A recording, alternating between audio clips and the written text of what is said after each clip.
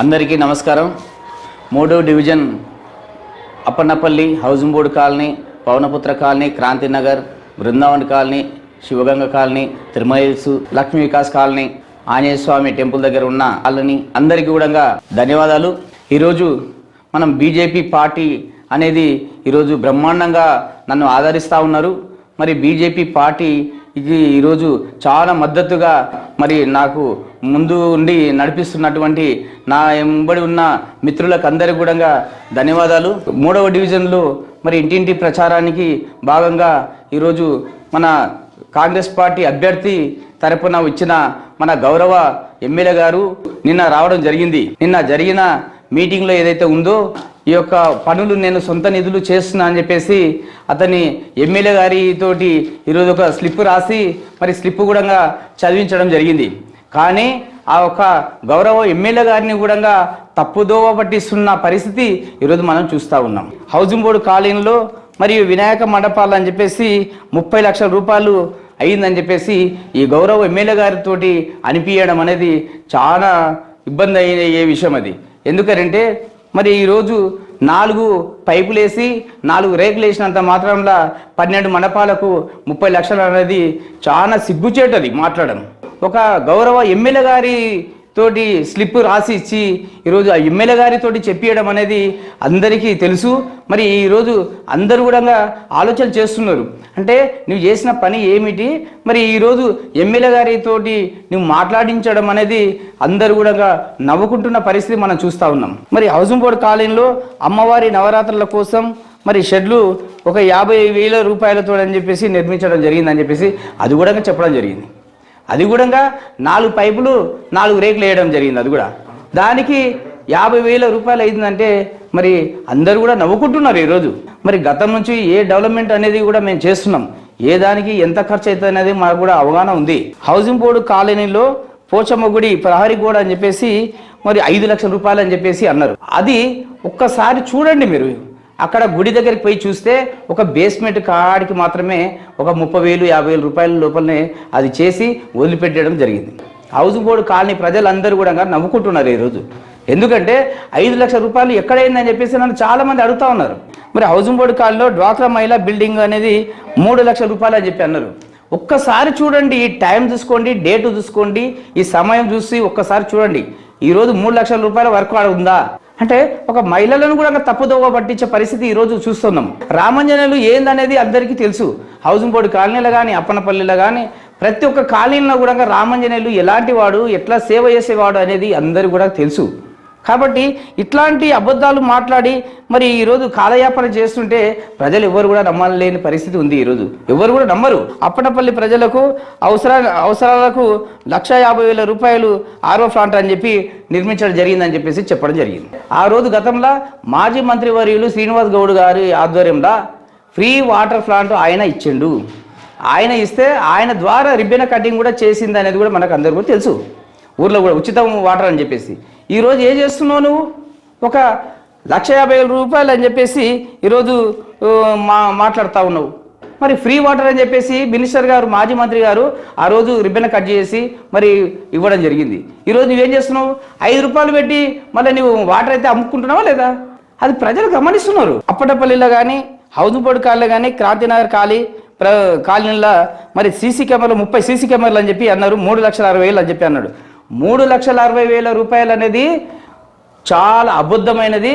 కానీ ఎక్కడైనా కూడా ఒక సీసీ కెమెరా పని చేస్తుందా? ఎక్కడైనా ఫిట్ చేసిందా? ఒక ఫిట్ చేస్తే ఒక డమ్మీ సీసీ కెమెరా ఒకటి మాత్రమే ఫిట్ చేసి 30 సీసీ కెమెరాలు అని చెప్పేసి గతంలో ఈరోజు ఫ్లెక్సీలో కూడా ముద్రించడం అనేది చాలా దుర్మార్గమైన పని ఇది. ఎందుకంటే ఒక సీసీ కెమెరా అనేది ఫిట్ చేసిన తర్వాత ఎవరి అవసరాల కొరకు ఫిట్ చేస్తున్నావు, ఎవరి దృష్టిలో పెట్టుకొని ఫిట్ చేస్తున్నావు? ఒకవేళ చేసినట్లయితే ఒక సీసీ కెమెరాలు ఫిట్ చేస్తే పోలీస్ స్టేషన్లో కానీ డిఎస్పీ ఆఫీస్లో కానీ అక్కడ ఒక నిఘా అనేది రిమోట్ తోటి వాళ్ళు ప్లే చేస్తూ ఉంటారు. కానీ ఈరోజు నువ్వేం చేస్తున్నావు? నీ అవసరాల గురించి ఎలక్షన్ ఉంది అనేది సందర్భంతో నీకు ఈడొక సీసీ కెమెరా ఆడొక సీసీ కెమెరా పెట్టి అది కూడా కలెక్షన్ లేకుండా వదిలేసి రిబ్బెన్ కటింగ్ కూడా ఎమ్మెల్యే గారితో చేయించడం అనేది చాలా దుర్మార్గమైన పని.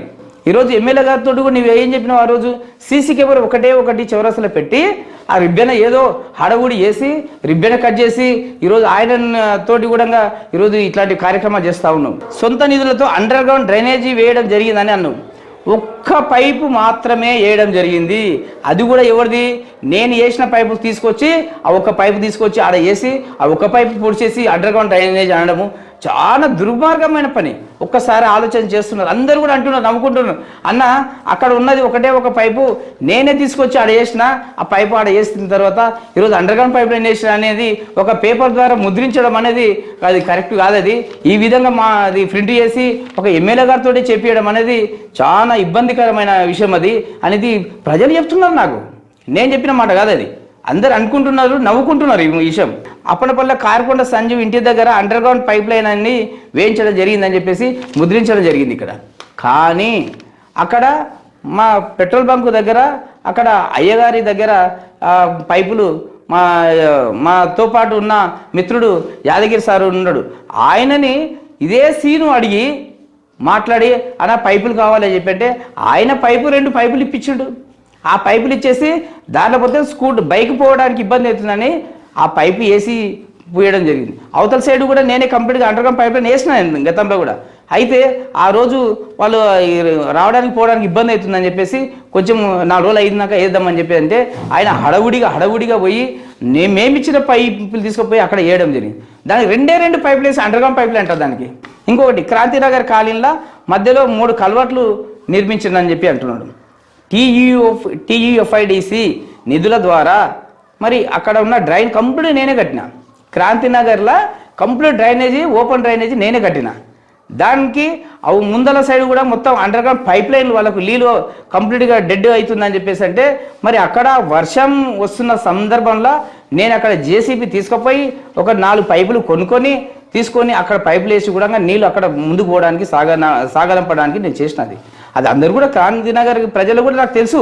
40 లక్షల రూపాయలతోటి సొంత నిధులతోటి చేసిన అని చెప్పేసి మోసం చేస్తున్న ఈరోజు కాంగ్రెస్ పార్టీ అభ్యర్థి అప్పన్నపల్లి 3వ డివిజన్ కాలనీ వాసులకు అందరూ కూడా నేను ఒక విజ్ఞప్తి చేస్తున్నా.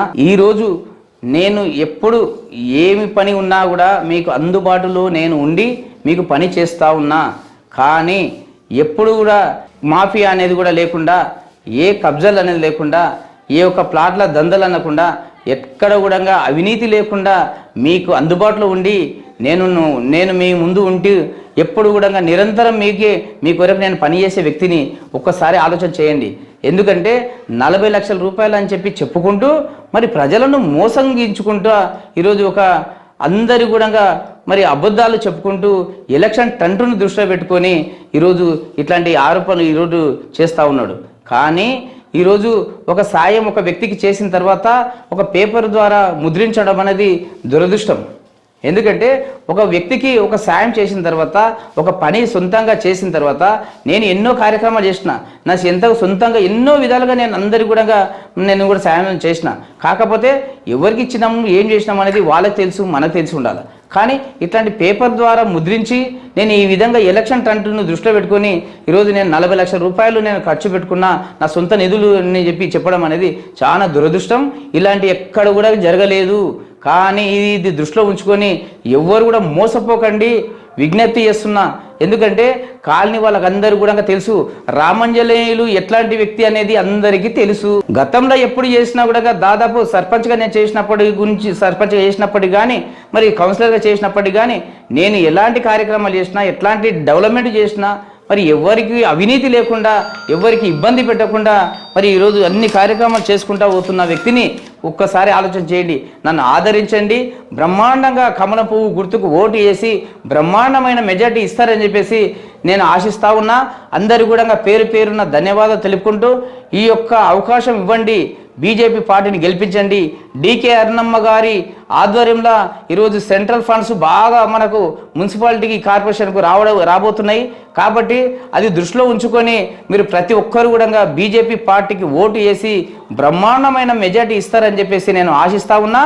మరి ఈరోజు మనం కేంద్రంలో మరి ప్రభుత్వం ఉంది కాబట్టి కేంద్ర మినిస్టర్ల ద్వారా కానీ, ఒక ఎమ్మెల్సీ ఏవిఎన్ రెడ్డి ద్వారా కానీ అన్నీ కూడా నిధులు తీసుకొచ్చి నేను డెవలప్మెంట్ చేసేది నాది ఒక పెద్ద ఎజెండా. కాబట్టి ఈ పార్టీలకు అతీతంగా నేను ఈరోజు బ్రహ్మాండమైన అభివృద్ధి చేస్తా అని చెప్పేసి నేను తెలియజేస్తా ఉన్నా. ఈరోజు 3వ డివిజన్ బీజేపీ అభ్యర్థిగా లక్ష్మీప్రియ రామాంజనేయులను నేను ఈరోజు మీ ముందుకు వస్తున్నా, నేను నిలబెట్టిన ఈరోజు ఖచ్చితంగా మీరు అందరూ కూడా నన్ను ఆశీర్వదించాలని చెప్పేసి విజ్ఞప్తి చేస్తున్నా. ప్రతి ఒక్కరికి పేరు పేరున ధన్యవాదాలు తెలుపుకుంటూ ఈ యొక్క అవకాశం ఇవ్వండి, బీజేపీ పార్టీకి భారీగా ఓట్లు వేసి భారీ మెజార్టీతో గెలిపిస్తారని చెప్పేసి నేను ఆశిస్తా ఉన్నాను.